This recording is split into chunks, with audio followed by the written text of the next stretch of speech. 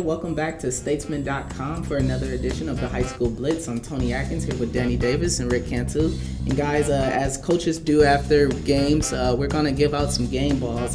Danny, who are you going to give your game ball to this week? We go out to Crockett High School, just down the road from here. Justin Miller, senior running back over there. You know, he's his third year on varsity. His past 2 years, he had 1,000-yard seasons as a sophomore and a junior, and he's on his way to 2,000 yards a season.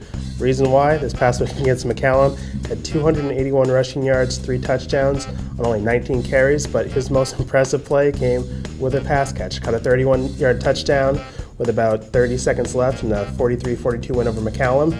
Also ran into 2-point conversion to win the game. So great game from Justin Miller.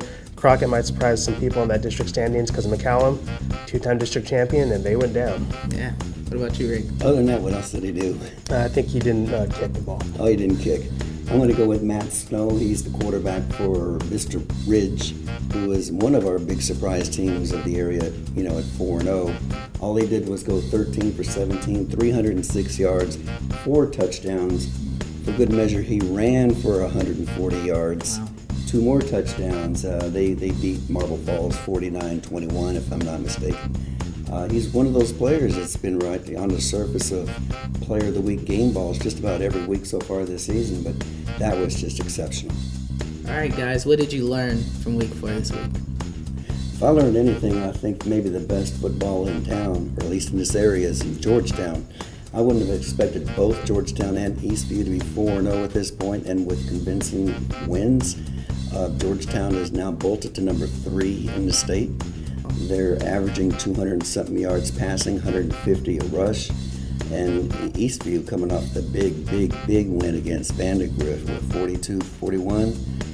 That was an amazing deal for the city of Georgetown. 5 years ago, I didn't think Georgetown was a good 1 high school town for football.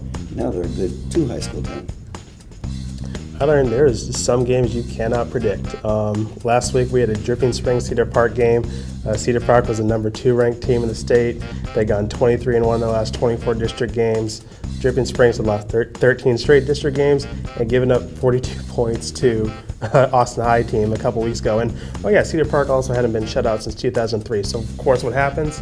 Dripping Springs wins 23-0. Joe Fex, the sophomore running back out there, had a great game, nearly 200 yards rushing, had 2 touchdown runs. Braden Shields set a school record with 3 field goals. Big win for out there in Dripping Springs. Let's see if that propels them to some other things. And we're going to have question marks about Cedar Park, but for now, the focus should be on Dripping Springs. Just what an incredible performance they had out there. Move them to 2-2, and we'll see what happens. Got a new coach, Bill McBride from Capel, doing things right. Yep. All right, guys, that was a big win for Dripping Springs, but now we move on to week 5. Keep checking back in at statesman.com and the High School Blitz.